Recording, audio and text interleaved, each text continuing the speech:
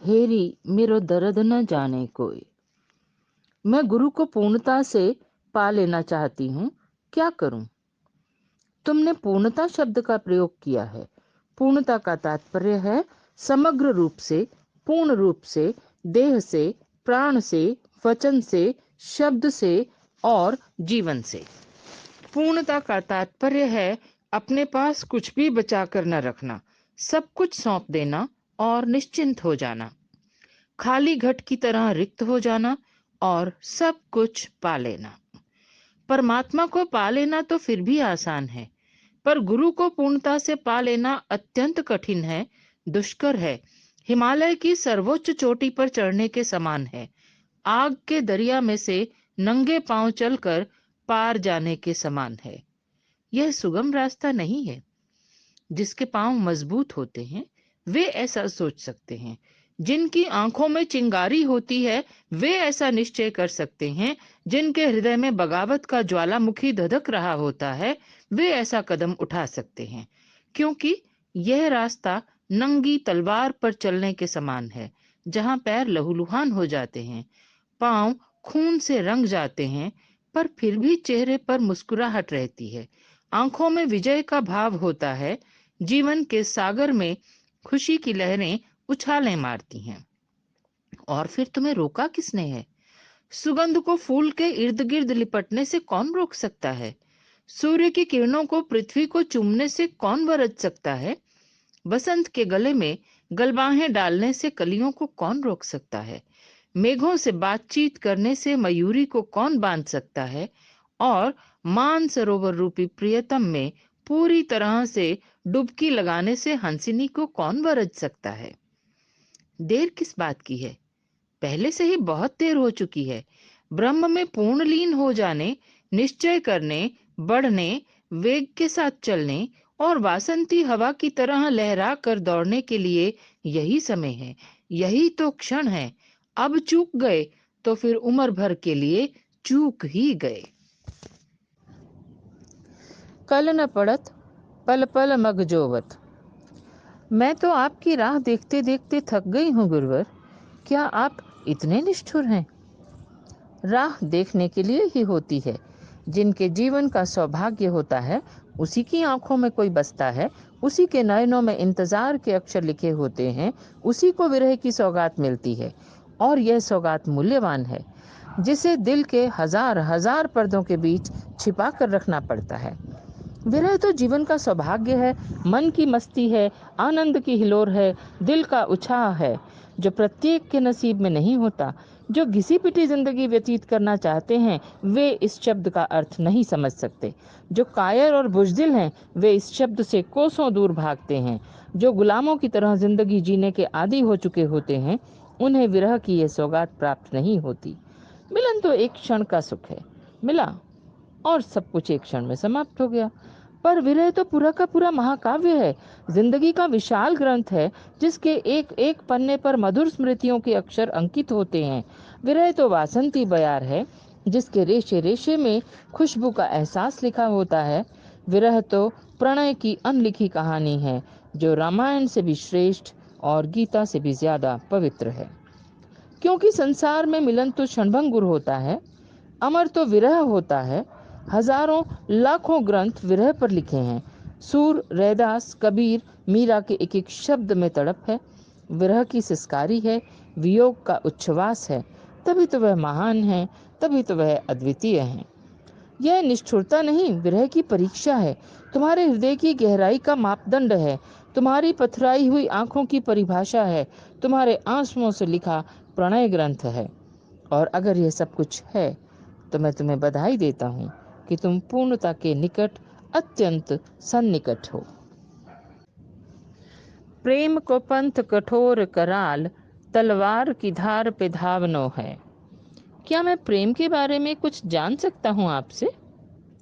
तुम तुम किसी के बारे में कुछ भी जान सकते हो, क्योंकि तुम मेरे आत्मीय हो और उसे सब कुछ प्राप्त करने का अधिकार होता है। मगर इसके लिए निकट जाना होता है, शिष्य बनना पड़ता है, उपनिषद होने की क्रिया अपनानी पड़ती है और नजदीक जाते जाते उसमें समा जाना पड़ता है। एक दृष्टा बन जाना होता है, एक लयता हो जाती है। इसी को डूबना कहते हैं, इसी को समर्पण कहते हैं, इसी को शिष्यता कहते हैं। और अगर मेरा शिष्य है और उसमें प्रेम तत्व नहीं है, तो वह मेरा शिष्य हो ही नहीं सकता। मेरा तो पूरा जीवन प्रेम का मानसरोवर है। इसमें जो भी नदियां निकलेंगी, जो भी जलधाराएं फूटेंगी, वे प्रेम की ही होंगी, क्योंकि मेरी दृष्टि में प्रेम और शिष्य दोनों एक ही अर्थ के परस्पर पूरक हैं। पर प्रेम देह तक ही सीमित न हो, प्रेम में वासना की दुर्गंध न हो, प्रेम में क्षुद्रता और ओछेपन की सड़ांध न हो, प्रेम में स्वार्थ और गरूर का मटमैलापन न हो। प्रेम तो मधुर कल कल छल छल बहती हुई नदी की धारा है, जिसकी प्रत्येक तरंग प्रेम का ही गीत गाती है। प्रेम तो वासंती बयार है, जिसके रेशे रेशे में प्रेम की धीमी मादक सुगंध है। प्रेम तो बांस की स्नेहिल बांसुरी है, जिसमें मधुरता के स्वर ही उच्चरित होते हैं।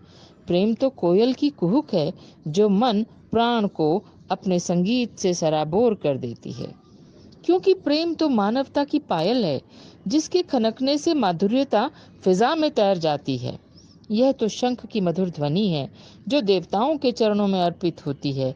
प्रेम तो देह की सजी हुई थाली है, जो गुरु चरणों में समर्पित होती है, लीन हो जाती है, विसर्जित होती है।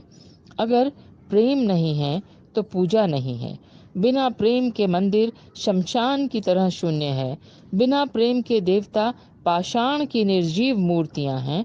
बिना प्रेम के अर्चन पूजन ईश्वर का अपमान करना है, गुरु का निरादर करना है। और मेरी एक आवाज है, एक ही शब्द है, एक ही मंत्र है, एक ही संदेश है कि तुम प्रेममय बनो, प्रेम सिक्त बनो, संपूर्ण अर्थों में प्रेम ही बन जाओ। यही तो ब्रह्म से साक्षात्कार है। काल के भाल पर आंसुओं का राज तिलक। जब से मैं आपसे बिछड़ी हूँ, आंसू थमते ही नहीं। रोकने की कोशिश भी करती हूँ, पर फिर भी रुलाई फूट पड़ती है और आंसू छल छला जाते हैं। तुम पागल हो, इनको रोकने की कोशिश करती ही क्यों हो? इनको तो उन्मुक्त भाव से बहने दो, निर्द्वंद्व निर्बाध गति से गतिशील होने दो। इनके बीच में अवरोध पैदा करना प्रभु मिलन के मार्ग में रुकावट डालना है। आंसू जीवंतता के परिचायक हैं।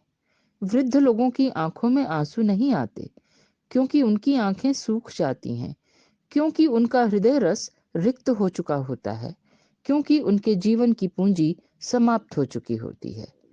और आंसू न आना अपूर्णता का सूचक है। इस बात का द्योतक है कि यह जीवन की लड़ाई हार चुका है। यह जीवन के मधुर रस से रिक्त हो चुका है। यह प्रसन्नता के खजाने से शून्य होकर निर्धन हो चुका है। क्योंकि आंसू जीवन की प्रणय गाथा है।